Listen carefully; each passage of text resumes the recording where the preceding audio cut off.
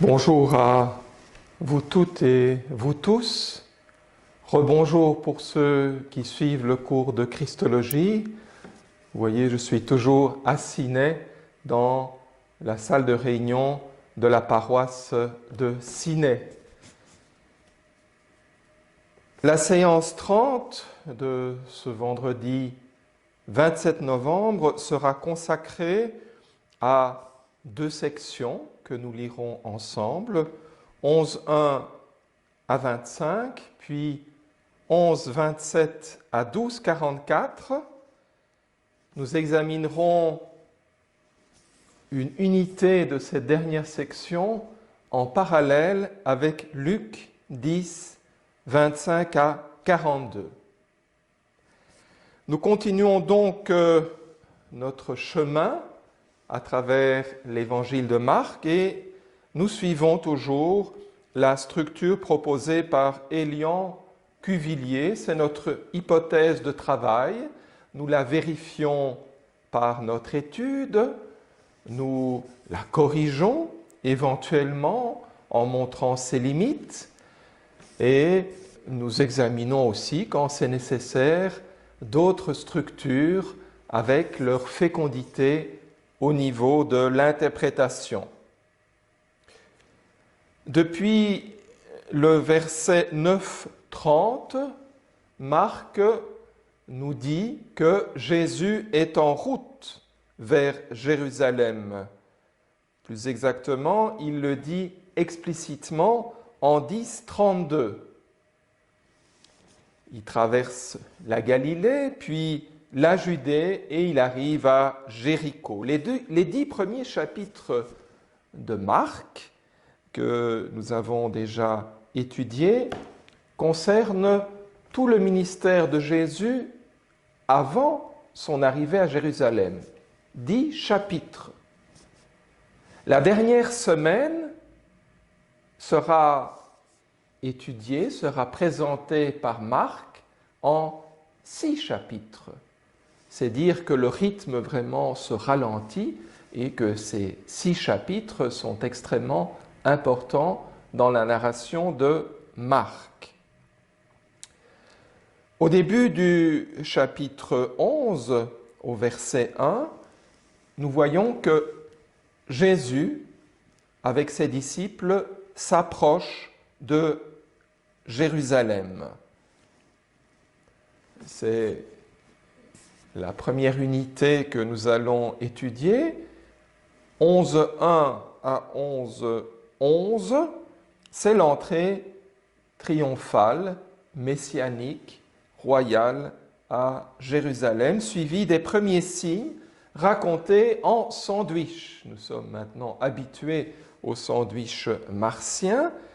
Il est question du figuier au début, les versets 12 à 14, et à la fin, les versets 20 à 25, et au milieu, l'expulsion des marchands du temple, interprétée donc dans le contexte du figuier stérile qui sera desséché. Nous pouvons envisager ensemble toute cette première section, 11.1 à 11.25. Le verset 26 ne doit pas être tenu comme faisant partie du texte que nous étudions. Nous verrons que c'est une addition.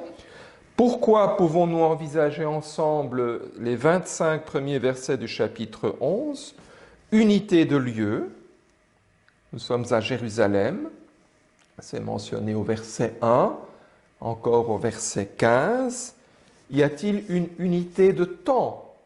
On voit qu'il y a un premier jour, ce sont les 11 premiers versets, un deuxième jour, le lendemain, à partir du verset 12, et puis un troisième jour, à partir du verset 20, passant au matin. Mais ce troisième jour se poursuit au-delà du verset 25. Toutefois, la structure en sandwich permet de clôturer la première section au verset 25. Après cela, nous avons une série de controverses dans le temple. C'est la deuxième section, 11-27 à 12-44, unité de lieu, le temple. Tout d'abord, et vous suivez sur votre feuille de route que vous avez pu télécharger, que vous pouvez regarder sur votre ordinateur tout en regardant la vidéo ou en écoutant, eh bien, nous avons tout d'abord, dans cette deuxième section, 3 controverses au sens strict, où Jésus est aux prises avec des adversaires. 11-27 à 12-12, les grands prêtres, les scribes et les anciens. Puis, deuxième controverse, 12-13 à 17, c'est un rebondissement avec les pharisiens et les hérodiens. Enfin, 12-18 à 27, troisième controverse, cette fois avec les sadducéens. Et chaque fois, par ces controverses, Jésus sort victorieux. Et ses interlocuteurs restent pantois. Puis, nous avons un deuxième épisode qu'on peut envisager comme tel, avec un scribe qui arrive, l'unique interlocuteur que Jésus a dans cet épisode, 12-28 à 34. On se demandera si ce scribe, qui a été témoin des discussions précédentes, arrive avec une attitude positive ou lui aussi veut tendre un piège, comme c'est dit explicitement dans le parallèle lucanien ou mathéen. Cet épisode concerne le fameux dialogue sur le double commandement, comme je l'ai annoncé au début et comme vous avez pu le voir dans le calendrier distribué au début de nos cours sur Saint Marc.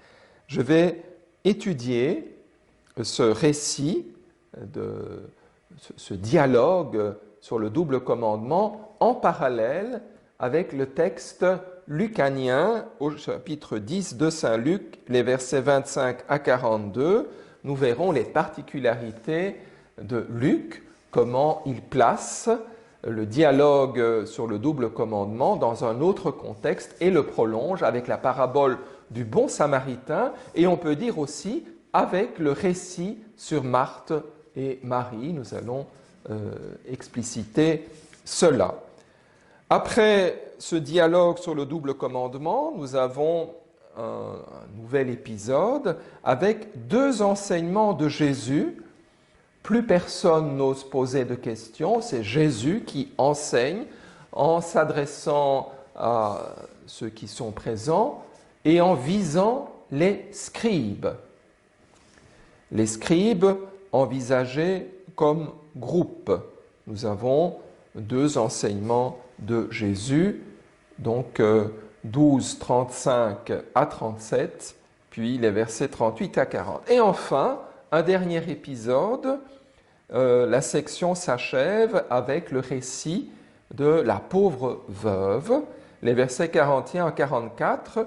Quel est le sens de cet épisode, de cet épisode au terme de cette deuxième section? Après cela, Jésus quitte le temple et va faire un discours apocalyptique, c'est le chapitre 13. La structure proposée par Élian Cuvillier, celle que nous adopterons pour ce cours, elle peut être comparée à d'autres structures, à celle que propose Geert van Ooyen, qui est à peu près semblable. Camille Faucon, quant à lui, signale l'existence de la structure d'un certain Smith. Ici, quelques différences. L'auteur, l'exégète, est sensible à la division en 3 jours et à une division thématique. Tout d'abord, 11.1 à 12.12, une structure avec la mise en cause du temple et des autorités. Puis, 12.13 à 44, la mise en cause du système légal. Voilà, nous pouvons tenir compte aussi de cette approche. Simon Légas associe l'expulsion des marchands avec l'entrée à Jésus, voilà, mais il va lire ensemble les 4 entretiens, donc 11-27 à 12-34, parce que Jésus réagit chaque fois à la question d'un adversaire. Jean Radermakers, lui, il propose d'envisager ensemble 10-32 et tout ce qui suit avec les 2 sections que nous étudions aujourd'hui. Cela se comprend parce que avec la 3e annonce de la Passion, il est dit explicitement que Jésus monte à Jérusalem, 10-32. Les 4 disputes théologiques ou les 4 controverses sont construites, selon Radermakers, en mettant en œuvre une structure chiastique, concentrique, avec au centre la controverse sur l'impôt à payer. Voilà. Donc une autre structure, celle de Roland Menet, qui se rapproche de celle de Geert van Oyen et d'Élian Cuvillier. Simplement, dans la 2e section, 11-27 à 12-44, Roland Menet voit au centre l'épisode avec les Sadducéens, 12, 18, 27, et puis d'une part Jésus et les autorités, et d'autre part Jésus et les scribes. Il voit dans le récit du dialogue avec les Sadducéens une mise en valeur de notre filiation divine. Voilà. Alors, que choisir? Faut-il chercher une structure majoritaire ou alors évaluer les arguments et les conséquences d'une structure pour l'interprétation? C'est ça qu'il faut faire. L'approche d'Élian Cuvillier, qui est assez semblable à celle de Van Oyen, correspond à la logique narrative, et donc c'est celle que nous privilégions dans ce cours ici. Faut-il lire ensemble les 4 premières controverses? Peut-être, mais il faut certainement souligner la particularité du dialogue avec le scribe autour du double commandement. Faut-il diviser comme Smith? Est-ce que ce n'est pas un peu forcé l'interprétation? Faut-il diviser comme Radermakers ou Menet? En tout cas, cela nous donne à penser, mais il me semble qu'on risque de forcer un peu l'interprétation. Voilà. Entrons directement dans la première section, donc 11.1 à 11.25. C'est l'entrée triomphale de Jésus à Jérusalem, suivie des premiers signes. Premier épisode, 11.1 à 11. Les 7 premiers versets, ces 7 premiers versets constituent les préparatifs. Au verset 1, donc, il est question de 3 lieux: Jérusalem, Béthanie et le mont des Oliviers. 3 lieux importants pour les 6 chapitres dans lesquels nous entrons maintenant. Ces chapitres qui vont présenter le drame dans lequel Jésus va entrer, dans lequel Jésus va marcher pour mourir et ressusciter, tourne autour de ces lieux. La passion de Jésus tourne autour de ces lieux. Est-ce que le mont des Oliviers peut être mis en rapport avec Zacharie 14:4, où il est question de la venue eschatologique du Seigneur sur le mont des Oliviers? Peut-être. Par comparaison, dans les 10 premiers chapitres, d'autres lieux étaient mis en valeur. La maison, la barque, la synagogue, les champs, le chemin, les villages, etc. Voilà. Donc, grande différence rien qu'au niveau des lieux qui sont nommés. Les versets 2 à 6, c'est l'annonce donc de ce que les disciples feront également avant le dernier repas, 14, 12, 16. Nous avons des préparatifs qui évoquent déjà ce que Jésus vivra, ce que les disciples devront faire avant la dernière scène. Vous pouvez comparer ici, allez au village qui est en face et aussitôt vous trouverez cela et cela. Et au chapitre 14, verset 12, le premier jour des Azimes, où l'on immolait la Pâque, ses disciples lui disent « Où veux-tu que nous allions faire les préparatifs ?» Il envoie alors 2 de ses disciples en leur disant « Allez à la ville, vous rencontrez un homme portant une cruche. » Cette manière de préparer les événements souligne la prescience de Jésus, en tout cas sa conscience qu'il sait, Jésus sait vers quoi il marche. Les 3 annonces de la Passion l'indiquaient déjà. Au chapitre 11, au verset 2, il est question d'un ânon que personne au monde n'a encore monté. Cela indique l'honneur de Jésus. Il va utiliser une monture que personne n'a encore utilisée. Matthieu va faire explicitement le lien avec Zacharie 9.9 dans la Septante. Vous pouvez aller voir le texte. Ici, je le lis dans la traduction à partir du texte massorétique. « Exulte avec force, fille de Sion, crie de joie, fille de Jérusalem. Voici que ton roi vient à toi, il est juste et victorieux, humble, monté sur un âne, sur un ânon, le petit d'une ânesse. » Autre remarque sur ce verset, plus exactement cette fois sur le verset 3, toujours dans le cadre des préparatifs, dites « Le Seigneur en a besoin » et aussitôt il va le renvoyer ici.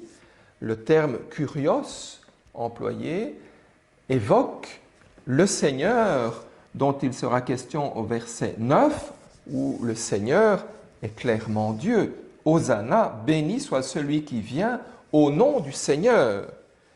Et donc, Marc, en réalité, nous parle de l'entrée de Dieu dans sa ville.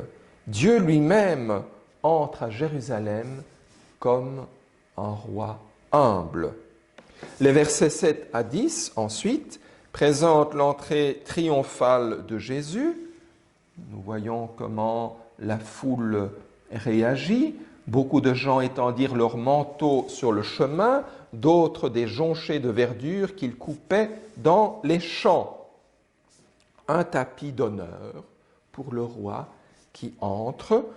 C'est comme un rite d'intronisation royale. Vous pouvez aller lire 2 Rois 9, 13. Mais on peut aussi faire le lien avec la fête des tentes. En effet, le psaume 118 est cité. « Hosanna, béni soit celui qui vient au nom du Seigneur ». Hosanna, cette invocation. Puis, les branches coupées peuvent évoquer aussi les branches qui sont agitées pour la fête des tentes pendant la procession. Et cette fête célèbre la royauté du Seigneur et l'espérance messianique. Il peut donc y avoir des références à cela. Au verset 10, Marc ajoute « Béni soit le royaume qui vient de notre Père David, Hosanna au plus haut des cieux ». C'est une référence à 2 Samuel 7, 16. Rappelons-nous ce que nous avons dit dans l'introduction au cours, où nous avons proposé comme hypothèse de lecture de considérer tout l'Évangile sous le plan de l'avènement du royaume de Dieu par Jésus. On dit souvent que l'Évangile de Jean, bien sûr, nous présente Jésus, son identité qui se révèle et comment les gens réagissent, Mais cette identité est importante parce que c'est par lui que le royaume de Dieu lui-même advient. C'est ce qui est dit encore ici. Béni soit le royaume qui vient de notre Père David. Jésus entre et la foule crie « Béni soit le royaume qui vient ». Le royaume de Dieu qui advient par Jésus. Verset 11, l'entrée de Jésus dans le temple. Contrairement à ce que la foule pouvait attendre, elle pouvait attendre que Jésus va prendre possession du temple, qu'il sera oint dans le temple. Jésus entre pour regarder, pour observer, pour juger, et il s'en va à Béthanie où il sera oint plus tard au chapitre 14, non pas dans le temple, mais à Béthanie. Quel contraste entre ce que la foule peut comprendre. La foule ignore que si Jésus entre à Jérusalem, c'est pour y mourir. Deuxième épisode de la première section, 11, 12, 25, avec le sandwich formé par le figuier stérile puis desséché. Vous voyez la structure en AB, A' sur votre feuille de route. Tout d'abord, le petit a, le figuier, les versets 12 à 14. Que lit-on? Voyant de loin un figuier qui avait des feuilles, Jésus alla voir s'il trouverait quelques fruits, mais s'en étant approché, il ne trouva rien que des feuilles, car ce n'était pas la saison des figues. Alors la réaction de Jésus, s'adressant au figuier, lui dit que jamais plus personne ne mange de tes fruits. Cette réaction de Jésus peut surprendre. Est-ce que ce n'est pas une colère injustifiée de sa part?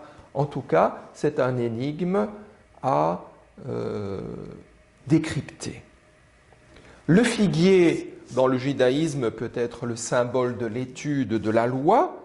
Dans l'Ancien Testament, le figuier, comme la vigne, est symbole de ce peuple de Dieu, Israël, qui peut porter des fruits ou au contraire décevoir et dépérir. Ailleurs, en Jérémie 8,13, la thématique du figuier est liée à la déception que le Seigneur éprouve au jour de sa visite. Et il faut certainement faire un lien entre ce que nous lisons ici et Jérémie 8,13. C'est dans ce sens qu'il faudra comprendre ce que disent les disciples plus loin, au verset 21, « Le figuier que tu as maudit est desséché. » Petit a, petit b. Nouvelle entrée de Jésus à Jérusalem et dans le temple. Nous sommes de nouveau surpris à cause de la réaction violente de Jésus. Il se mit à chasser les vendeurs et les acheteurs qui s'y trouvaient, il culbuta les tables des changeurs et les sièges des marchands de colombes, et il ne laissait personne transporter d'objets à travers le temple. Cette fois, Marc va donner une justification à l'action de Jésus. En citant Isaïe 56, 7, « Ma maison sera appelée une maison de prière pour toutes les nations », et une référence à Jérémie 7, 11, « Mais vous, vous en avez fait un repère de brigands ». Cette entrée de Jésus dans le temple et le geste de purification du culte qu'il réalise peut évoquer Malachie 3, 1 à 3, dont il était déjà question au début de l'évangile de Marc, au verset 2. Je peux relire ce texte. « Voici que je vais envoyer mon messager pour qu'il fraie un chemin devant moi, et soudain il entrera dans son sanctuaire le Seigneur que vous cherchez. Et l'ange de l'alliance que vous désirez, le voici qui vient, dit Yahvé Sabaoth, qui soutiendra le jour de son arrivée, qui restera droit quand il apparaîtra, car il est comme le feu du fondeur et comme la lessive des blanchisseurs, il siégera comme fondeur et nettoyeur, il purifiera les fils de Lévi et les affinera comme or et argent, et ils deviendront pour Yahvé ceux qui présentent l'offrande selon la justice. Donc, l'acte de Jésus peut se présenter, peut être interprété comme un acte de purification, mais aussi un acte d'ouverture du temple aux nations. Ma maison sera appelée une maison de prière pour toutes les nations. Cette inscription que l'on trouve parfois sur le frontispice de certaines synagogues dans nos pays.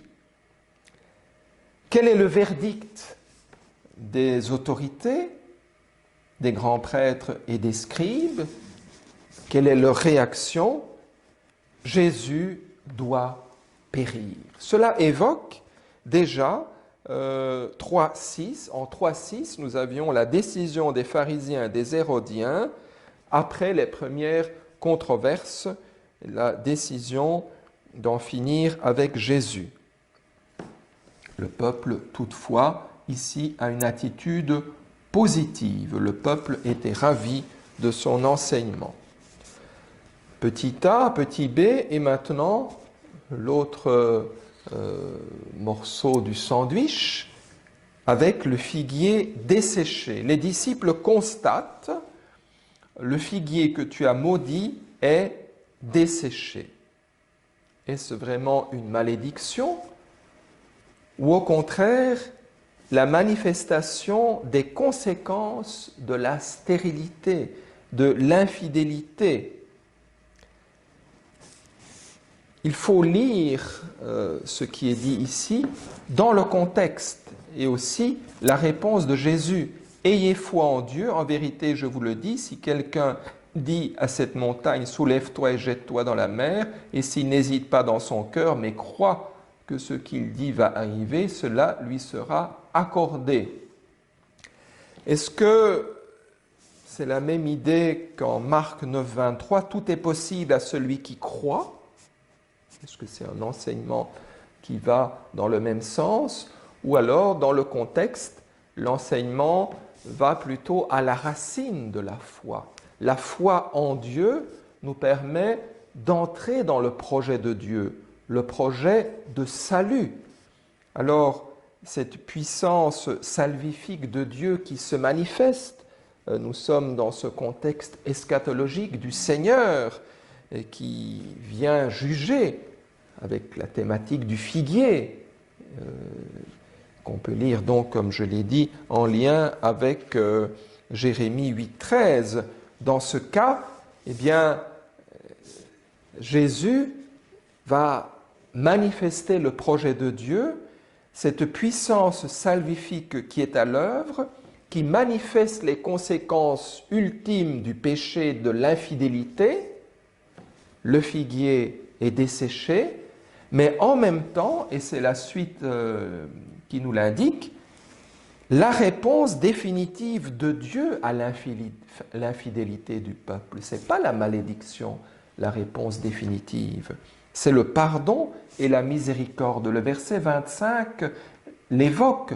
Et quand vous êtes debout en prière, si vous avez quelque chose contre quelqu'un, remettez-lui, afin que votre Père qui est aux cieux vous remette aussi vos offenses. Le verset 26 est probablement une addition, et donc on ne le retient pas dans le texte que nous étudions. Metzger, Bruce Metzger, en évaluant cette variante du verset 26, considère que c'est une addition avec une certitude grand A. Le texte manque dans les diverses lectures, en particulier dans le Sinaiticus et le Vaticanus. Entrons maintenant dans la deuxième section, les controverses dans le Temple, 11.27 à 12.44. Tout d'abord, les trois controverses avec les groupes opposés à Jésus. D'une part, les grands prêtres, les scribes et les anciens, puis les pharisiens et les hérodiens, qui sont envoyés par ce premier groupe, c'est comme un rebondissement. Enfin, les sadducéens. Après la première controverse, les adversaires décident d'arrêter Jésus, mais ils ont peur. Après la deuxième, les interlocuteurs sont étonnés. Après la troisième, la réaction n'est même pas mentionnée. Lisons ensemble 11:27 à 12:12. En effet, le récit de la parabole des vignerons homicides poursuit la première controverse. Nous sommes à Jérusalem, dans le temple, et le verset 28 fait référence à ce que Jésus a fait le jour précédent dans le temple. Par quelle autorité fais-tu cela? Ou qui t'a donné cette autorité pour le faire? Jésus connaît ses interlocuteurs, il ne cherche pas la vérité, il cherche à piéger Jésus pour pouvoir le condamner, et donc Jésus va éviter le piège. Il ne répond pas, il répond par une contre-question, la question sur l'origine du baptême de Jean. Les adversaires sont au pied du mur et pour s'en sortir, ils vont mentir, nous ne savons pas. Alors Jésus peut, une fois sorti du piège, proposer son propre enseignement. Ne pas être coincé dans les perspectives de ses adversaires, il peut proposer son propre enseignement en parabole. 12:1 à 12, l'enseignement en parabole évoque bien sûr l'enseignement de Jésus en parabole au chapitre 4. Nous avons vu que cet enseignement en parabole permettait à Jésus de manifester le mystère du royaume de Dieu et de manifester en même temps l'endurcissement de ceux du dehors. Ici aussi, Jésus, par sa parabole, manifeste l'avènement du royaume de Dieu.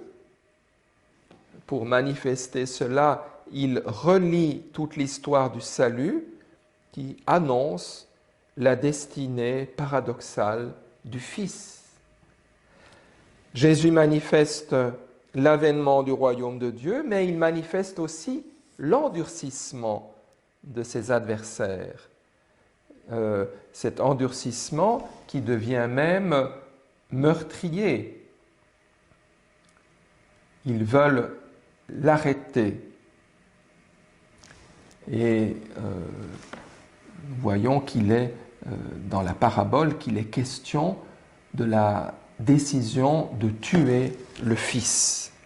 Après le thème du figuier, donc ici le thème de la vigne, qui est assez proche, nous l'avons déjà vu, il y a une référence à Isaïe 1 à 5, avec le chant de la vigne, où Dieu est déçu devant l'infidélité de son peuple, mais ici le problème, ce n'est pas la fécondité de la vigne, mais les vignerons, ils refusent de donner le fruit de la vigne aux propriétaires.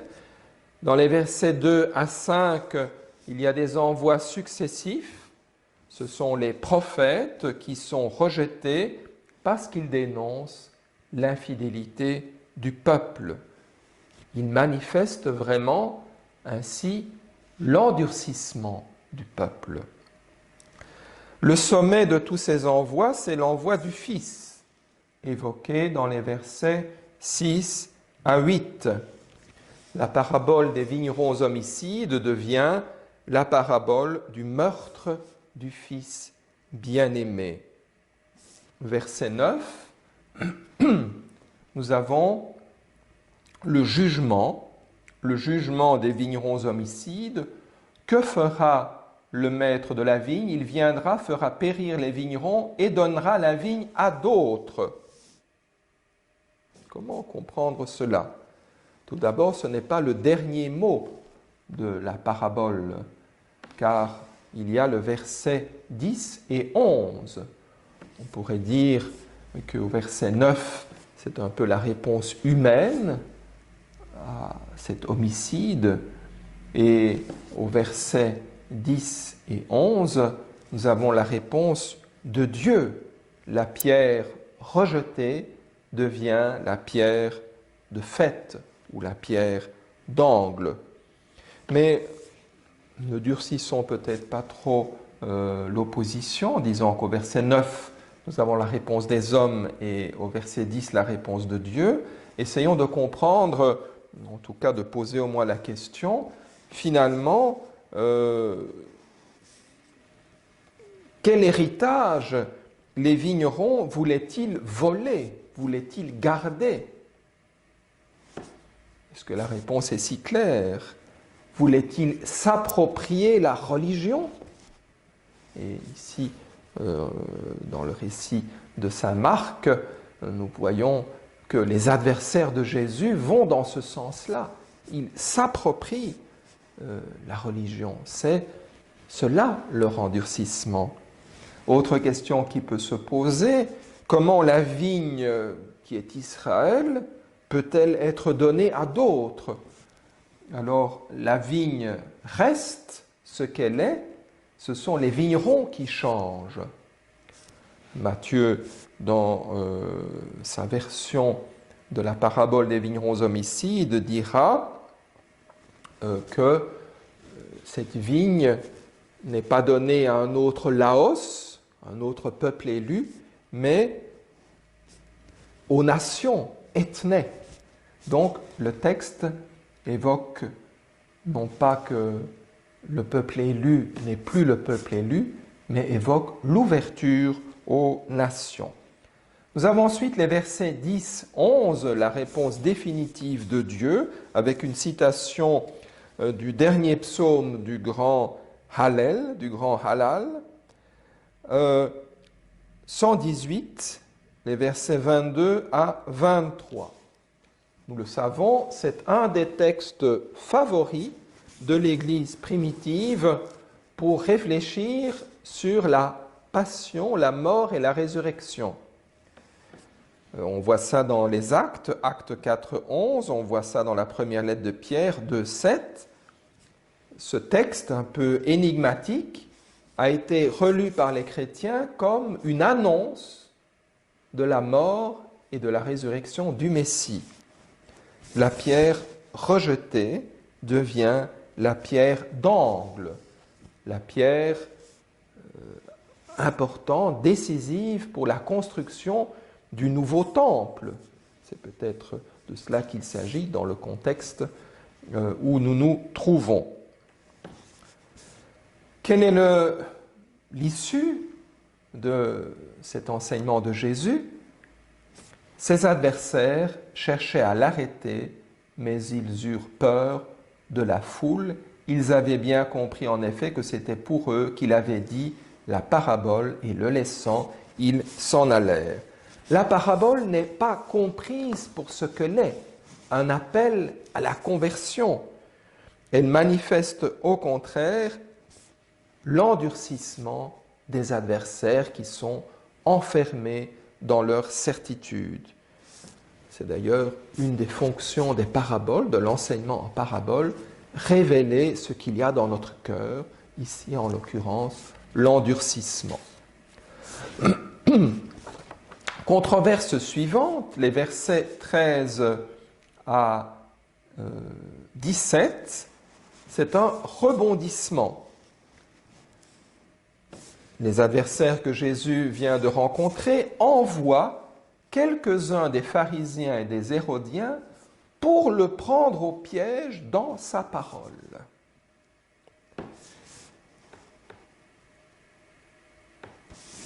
Le piège tendu est clairement signalé ici par Marc. Les adversaires ici commencent de manière hypocrite par une flatterie.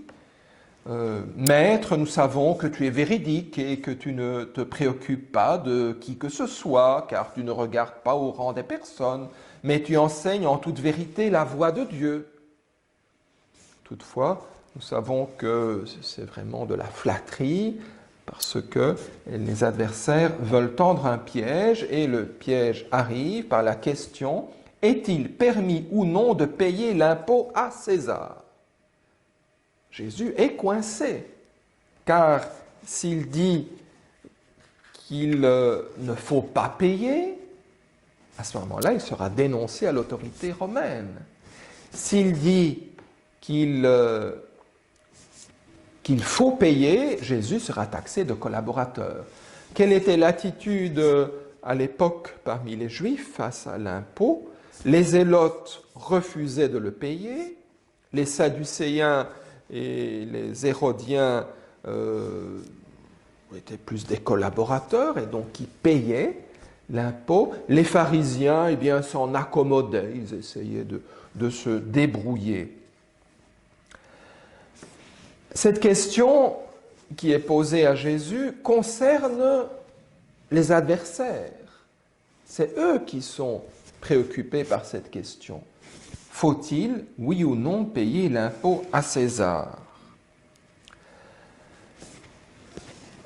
Jésus comprend que c'est un piège qui lui est tendu et il demande à ses adversaires, ses interlocuteurs, « Apportez-moi un denier que je le voie. » Jésus n'a pas de denier sur lui. La question du denier à payer est la question de ses interlocuteurs et, comme par hasard, ils ont un denier dans la poche. C'est bien leur affaire. Et que lit-on sur cette pièce de monnaie?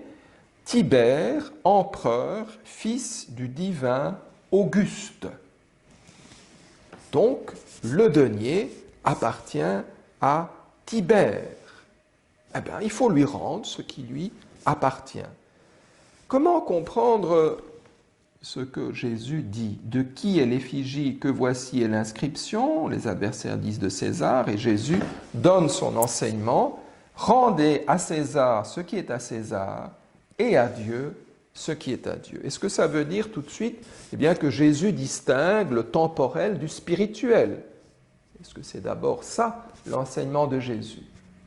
Il semble que le premier enseignement de Jésus soit celui-ci: César n'est pas Dieu. Et donc, il ne faut pas rendre à César ce qu'on rend à Dieu, le culte. Dans le temple, Jésus refuse de rendre un culte à César, car César n'est pas Dieu. Toutefois, à la différence des Zélotes, Jésus comprend qu'il faille payer l'impôt à César. Dans le contexte historique de la rédaction de Marc, il est clair que Marc veut enseigner à ses lecteurs qu'il faut s'accommoder avec cela. Est-ce que Jésus évoque ici un principe général? Rendez à l'État ce qui lui revient et rien que ce qui lui revient. En tout cas, c'est dans ce sens que Paul ira dans la lettre aux Romains au chapitre 13, dans les versets 1 à 6, où il dit qu'il n'y a pas d'autorité qui ne vienne de Dieu, mais il faut que cette autorité soit légitime et qu'elle œuvre pour le bien. Au verset 7, Paul dira « Rendez à chacun ce qui lui est dû, à qui l'impôt, l'impôt, etc., à qui l'honneur, l'honneur. » Est-ce que Jésus va dans le même sens? En tout cas, ce qu'il dit certainement, c'est que, oui, il y a l'ordre de César, et vous, chers interlocuteurs, puisque vous acceptez les bienfaits de l'empereur, vous avez un denier dans la poche, eh bien, rendez-lui ce que vous reconnaissez, les bienfaits que vous recevez de l'empereur. Par contre, il ne faut pas confondre notre attitude à l'égard de l'empereur avec l'attitude qu'il faut avoir à l'égard de Dieu. À Dieu, il faut tout donner et obéir, même si c'est contraire aux lois civiles, si elles sont immorales.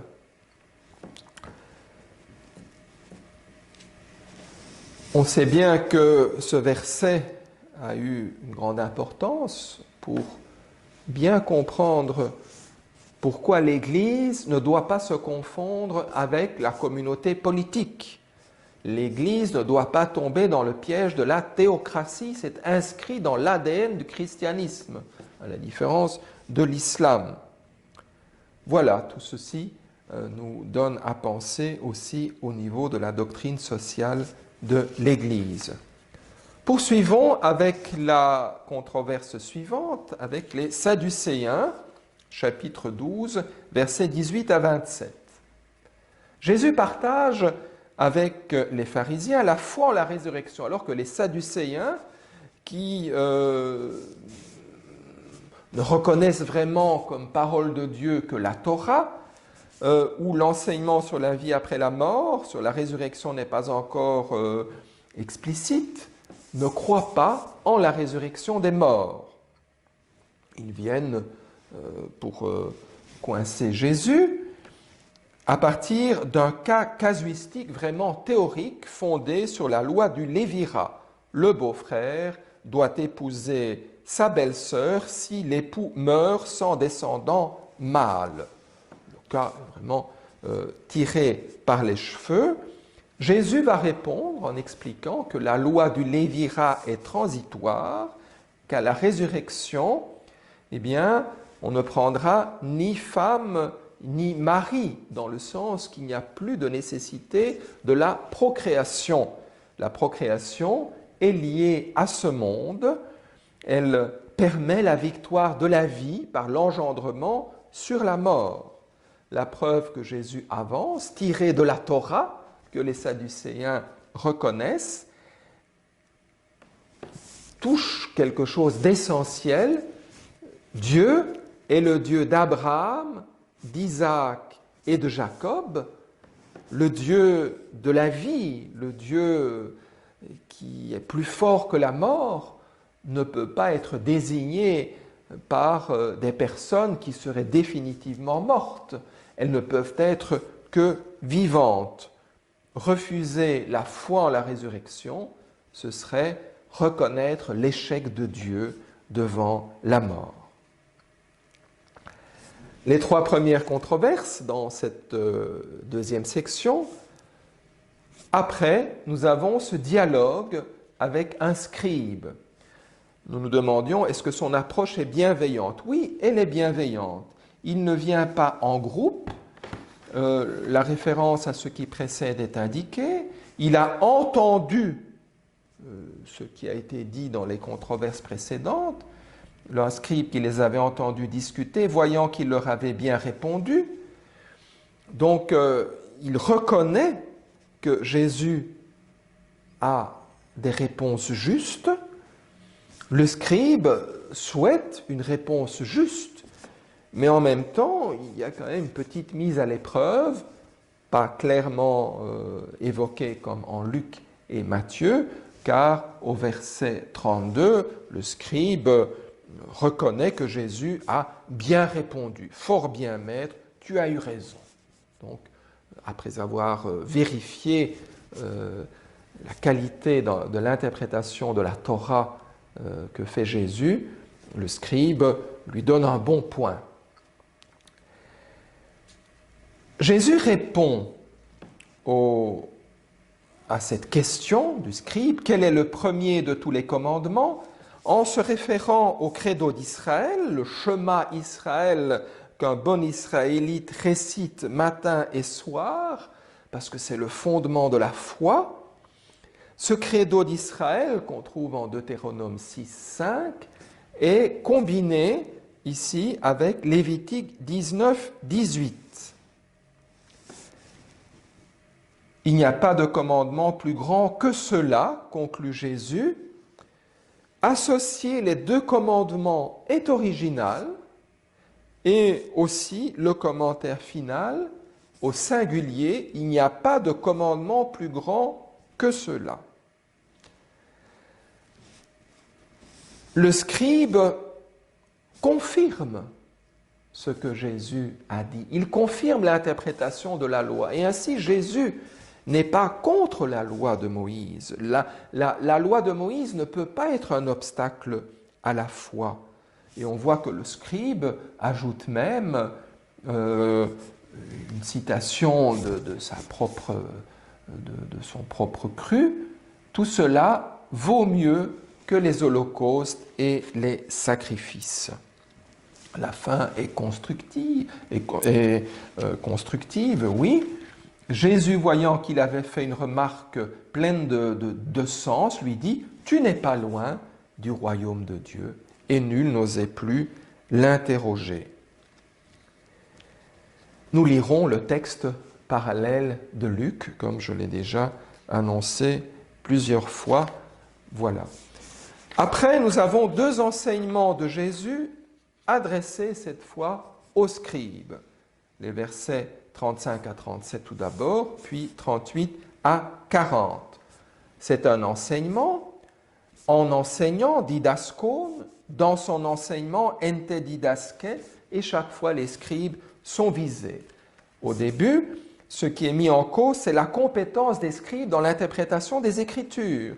Jésus montre que le Messie est plus grand que le Fils de Dieu, puisqu'il est le Seigneur de David.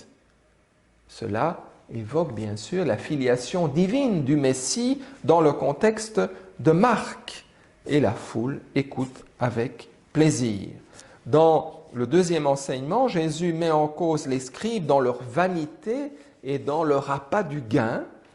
Et tout cela va même jusqu'à cette attitude à l'égard des biens des veuves. Il dévore les biens des veuves. Or, précisément, nous aurons une pauvre veuve qui va tout donner son offrande, par son offrande. L'attitude des scribes qui ont un désir de notoriété et qui sont avares, qui sont animés par un appât du gain, sont tout à fait l'opposé de ce que doit être un disciple selon Jésus.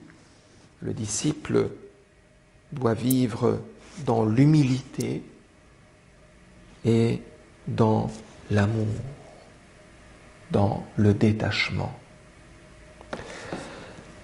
Nous avons enfin le dernier épisode, l'épisode sur la veuve, la pauvre veuve qui met tout ce qu'elle a dans le trésor, les versets 41 à 44. Jean Radermacher lit même cet épisode en lien avec ce qui précède. C'est vrai que cet épisode est vraiment en contraste avec les scribes qui dévorent le bien des veuves. Cette veuve, elle donne tout pour la gloire de Dieu. Jésus la regarde comme il regardait ce qui se passait dans le temple au verset 11 du chapitre 11. Cette veuve est en contraste total avec les scribes. Il est pauvre et cette pauvreté évoque son humilité dans le contexte biblique et elle est généreuse pour la gloire de Dieu. Elle vit vraiment le premier commandement de Dieu, aimer Dieu de tout son cœur. Ensuite, Jésus appelle à lui ses disciples et leur donne un enseignement particulier, c'est-à-dire l'importance de l'enseignement. Tous ont mis de leur superflu, mais elle, de son indigence, a mis tout ce qu'elle possédait, tout ce qu'elle avait pour vivre. Finalement, cette veuve, qui est en contraste total avec l'attitude des scribes, est un signe qui annonce ce que Jésus fera. Jésus donnera tout. la veuve donne tout de son indigence, Jésus donnera tout dans sa pauvreté. Voilà, alors il faut un peu accélérer. Maintenant, pour finir, comme annoncé, il nous faut regarder le parallèle en Luc, le parallèle au dialogue sur le double commandement. Nous sommes au chapitre 10, versets 25 à 42. Le dialogue se situe dans un tout autre contexte. Nous ne sommes pas dans le temple à Jérusalem, dans un contexte de controverse. Nous sommes au début de ce grand chemin que Jésus va suivre et qui commence en 9,51. En 9,51 en Luc, il y a ce départ de ce chemin, de ce voyage, on peut dire, qui va s'achever à Jérusalem par l'Exode qui conduira Jésus au ciel. N'oublions pas que Luc est le seul évangéliste qui mentionne l'ascension. Donc on peut dire que à partir de 9,51 jusqu'à la fin, il y a ce grand voyage de Jésus. Et au début de ce voyage, qui commence en 9,51, nous lisons « Or il advint, comme s'accomplissait le temps où il devait être enlevé, qu'il prit résolument le chemin de Jérusalem. » Et cet enlèvement, c'est l'Exode, car dans le verset 9,31, dans le récit de la transfiguration, le départ de Jésus, c'était un exode. Donc après ce tournant, où commence ce grand voyage de Jésus, il y a un enseignement de Jésus sur ce que cela signifie être disciple qui marche à sa suite vers sa passion.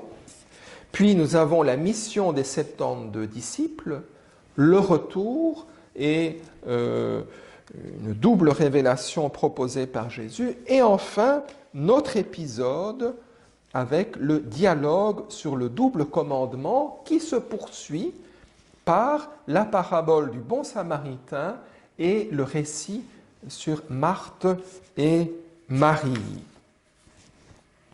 Donc on voit déjà des différences par rapport à Marc. Bon, le fait qu'ici il n'est pas question d'un scribe mais d'un légiste, ça ne change pas grand-chose.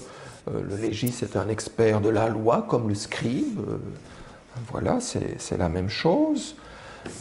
On voit que ce légiste, à la différence du scribe en Marc, veut vraiment éprouver Jésus par sa question. Et la question est différente. Elle porte non pas sur le plus grand commandement, mais sur la vie éternelle. Maître, que dois-je faire pour avoir en héritage la vie éternelle? Et ici, Jésus ne répond pas, il renvoie le légiste à la loi elle-même. Il lui dit, dans la loi, qu'y a-t-il écrit? Comment lis-tu? Celui-ci répondit, et il répond en citant le double commandement. Et ici, en Luc, l'unité des deux commandements est encore plus soulignée que chez Marc, puisqu'on dit simplement « Tu aimeras le Seigneur ton Dieu et ton prochain comme toi-même ». Jésus approuve et il dit au légiste « Fais cela et tu vivras ». Fais cela et tu vivras, c'est dans l'optique vraiment de la loi. Par exemple, en Lévitique 18,15, on nous dit que celui qui accomplit la loi de Dieu, y trouvera la vie. Eh bien voilà, tu accomplis le cœur de la loi et tu vivras, tu auras la vie éternelle. Le légiste pense avoir compris ce que ça veut dire aimer, en tout cas ce que ça veut dire aimer Dieu, mais il discute sur ce que ça veut dire le prochain. Qui est le prochain? Jésus va entendre cette question, mais il va la déplacer par le récit par la parabole du bon samaritain. Par le détour de cette parabole, la question qui est mon prochain deviendra la question lequel de ces trois s'est fait le prochain de celui qui gît à moitié mort dans le fossé. Donc, le problème du légiste était celui d'aimer.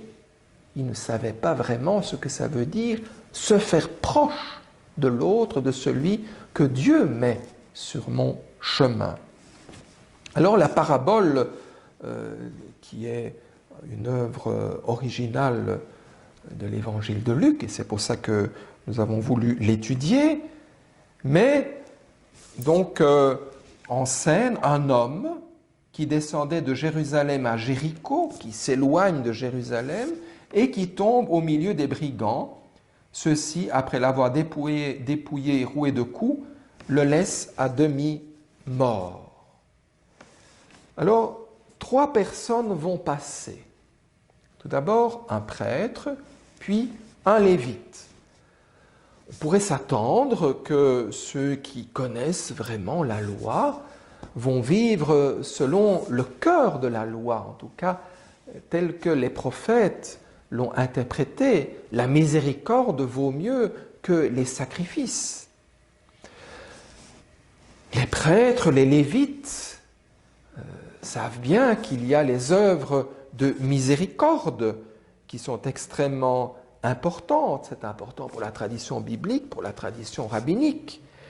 Et le prêtre sait bien qu'il doit s'efforcer de sauver la vie d'un homme, si c'est son prochain.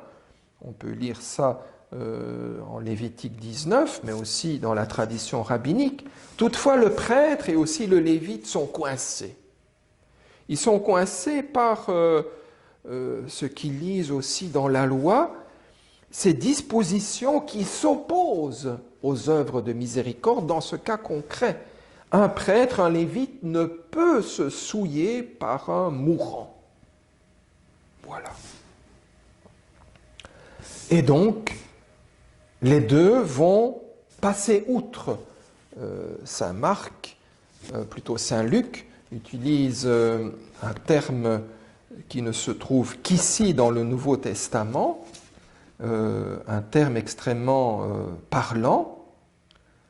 Au verset 31, le prêtre, hiereus, tis katebainen ente hodo ekeine, kai idon, donc il voit vraiment l'homme blessé, mais quelle est sa réaction? Idon auton antiparelten. Antiparelten. Anti, c'est en face, de l'autre côté, para à côté, et elten derchomai. Donc, il passe à côté de l'autre côté. C'est vraiment faire un détour. Il fait un détour, est-ce que c'est parce qu'il opte pour l'amour de Dieu? Ou au contraire, parce qu'il est coincé par des règles de pureté cultuelle que le récit remet en cause, relativise en tout cas, devant la miséricorde. Le lévite, le prêtre sont d'une froideur glaciale, ils font un détour et s'en vont et laissent l'homme demi-mort. Par contre, le samaritain, un hérétique, un schismatique, se laisse inspirer par la miséricorde de Dieu. Il se laisse toucher par ce qu'il voit. Il est pris de compassion aux entrailles. Et le récit de Luc va détailler sa réaction dans les versets 33 à 35. Il décrit tout ce que fait le Samaritain, comment il prend soin de cet homme avec qui il a accepté de nouer une relation. Il s'approche, il bande ses plaies, il verse de l'huile et du vin, puis le charge sur sa propre monture, le mène à l'hôtellerie et prend encore soin de lui. Le lendemain, il tire 2 deniers, prend soin de lui, en parlant à l'hôtelier, et ce que tu auras dépensé en plus, je te le rembourserai, moi, à mon retour. Donc, le Samaritain ne discute pas pour savoir qui est mon prochain, pour éventuellement voir s'il est en règle ou non. Il se laisse conduire par la miséricorde. Et il montre cette miséricorde en acte. Il paye de sa personne, il prend de son temps. Non seulement il n'est pas indifférent, mais il accepte d'être dérangé. Il paye de sa personne pour soulager celui que Dieu a mis sur son chemin. La tradition patristique va voir dans ce bon Samaritain Jésus lui-même, qui va voir l'humanité blessée qui gît au bord de la route. Il va s'arrêter, il va la prendre sur ses épaules pour la guérir, pour la sauver. Et donc, la question posée par Jésus voit le chemin que le légiste a pu faire grâce à la parabole.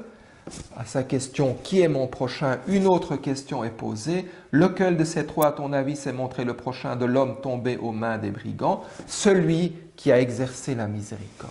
Donc, le problème, ce n'est pas de savoir qui est mon prochain, mais comment je peux reconnaître celui que Dieu met sur ma route et me faire le prochain, c'est-à-dire aimer. Est-ce que je suis capable d'aimer mon prochain? On peut voir le dernier épisode sur Marthe et Marie comme une explicitation du premier commandement. Aimer Dieu de tout son cœur. Cet épisode, ce récit peut illustrer cela, mais de manière étonnante. Aimer Dieu, c'est se mettre dans une attitude de disciple devant Jésus, c'est se mettre à son écoute, comme Marie, en s'asseyant à ses pieds dans l'attitude du disciple. Le récit critique l'activisme de Marthe. Marthe, le terme marée évoque la maîtresse de maison. Elle a oublié que le véritable cadeau, c'est Jésus, et que le plus important, ce n'est pas la nourriture matérielle, mais la nourriture spirituelle que donne Jésus. Ce n'est pas d'abord à elle de faire quelque chose pour Jésus, mais de recevoir ce que Jésus vient apporter.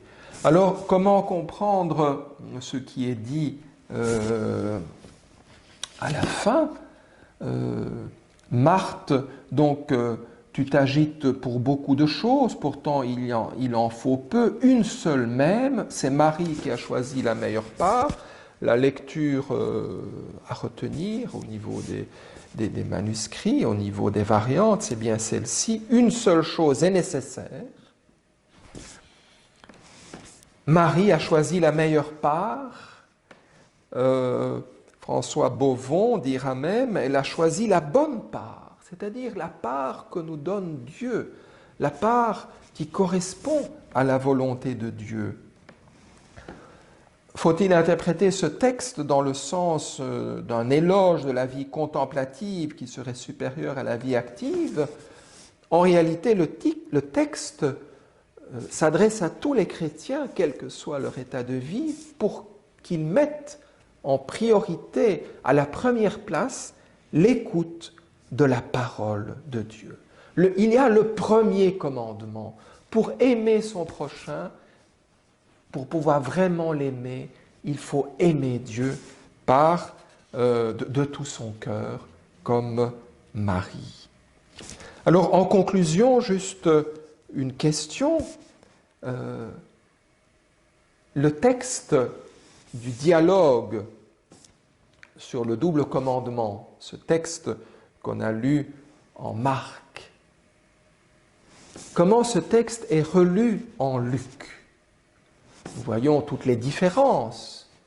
Est-ce que Luc ne tord pas le texte, ne trahit pas ses sources en le lisant dans un autre contexte, en le présentant de manière différente, avec aussi la parabole du bon samaritain et le récit sur Marthe et Marie? En réalité, Luc manifeste qu'un événement de la vie de Jésus a des potentialités cachées qui ne sont pas révélées dans un seul contexte, sous un seul angle de lecture, mais aussi dans d'autres contextes. Et donc, c'est toute la richesse d'un texte évangélique qui est manifestée par cette lecture parallèle dans l'évangile de Luc, qui manifeste les potentialités cachées du dialogue sur le double commandement. Voilà, j'ai été un peu long. Vous pourrez réécouter la vidéo si certaines choses vous ont échappé. Merci en tout cas pour votre travail personnel, pour tout ce que vous faites pour lire déjà ces textes en fonction des questions qui sont proposées par les animateurs. Merci pour les retours que vous m'envoyez par mail. Bon travail et à bientôt le plus tôt possible en présentiel.